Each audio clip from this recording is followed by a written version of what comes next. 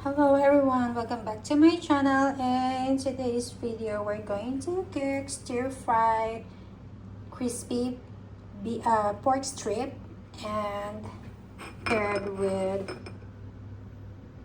egg. So yung egg natin yan, ano natin, no? Sunny side up. Gusto ko crispy and ito lang. So yung una natin gagawin is marinate natin yung ating pork. Konti light soy sauce na ginamit ko. A little bit of sugar. Konting sugar lang talaga guys. Para mag-balance yung taste. Lagyan natin ng konting cooking wine. Mirin pala yung ginamit ko dito. A little bit of white pepper. And lagyan natin ng konting starch. And ilalagay natin yung ating garlic. Ayan, lagyan natin ng ginger. Tapos imimix lang natin to. So, imamarinate natin to ng mga 15 minutes. So, para hindi siya masyadong mag-dry, lalagyan din natin ng konting oil.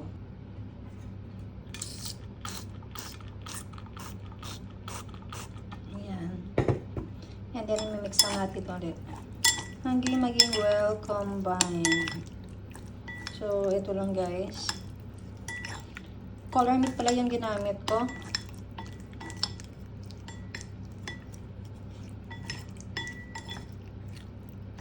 Ayan.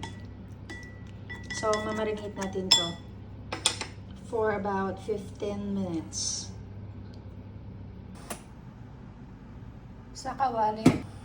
And then sa kawali, maglagay tayo ng konting oil. And then ilalagay na natin yung ating pork.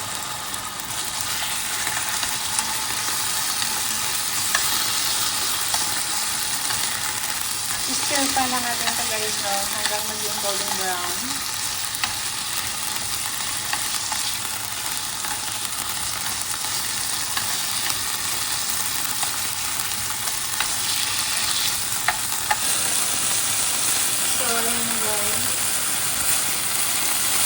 Continue lang natin hanggang maging luto pa. Medium high heat pala yung ginamit ko dito na ako.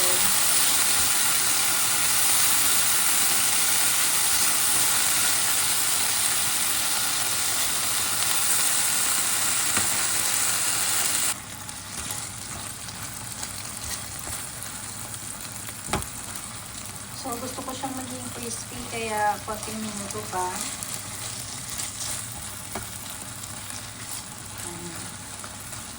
So, pero mamaya, tatanggalin natin yung mga ating ginger. Ayan.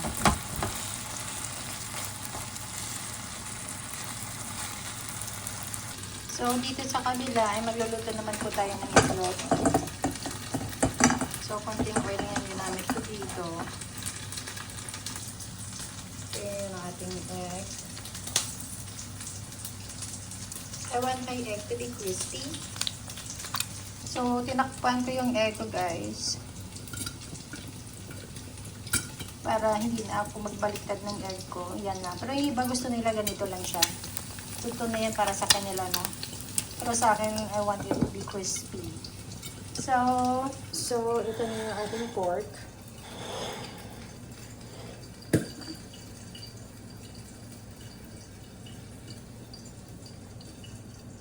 So, ito na yung ating egg. Crispy na yung gilid. So, ayan guys. So, hindi na kailangan natin na baliktarin yung ating itlog. Para maluto talaga yung yellow. Pero hindi pa siya, medyo malasado pa yan sa taas. Kasi, yung ginamit ko nga apoy dito is mahinang apoy lang. So, gusto ko kasi medyo crispy yung white niya. So, ayan.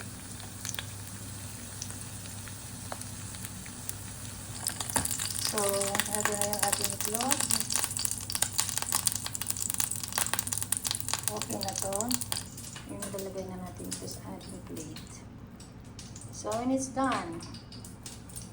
So, that is for today, guys. Thank you for watching. Please don't forget to like, share, and subscribe. Bye-bye!